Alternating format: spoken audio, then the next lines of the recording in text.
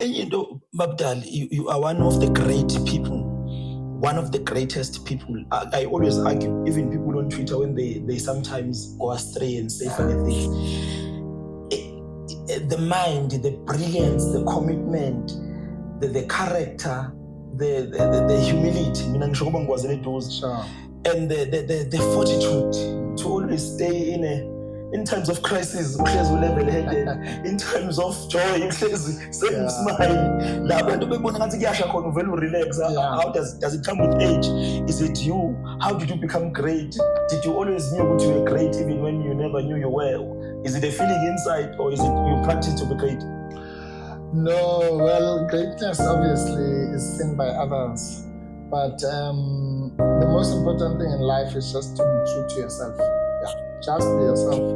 It's the easiest thing, as they say, the young ones, they say, just do you. Do you?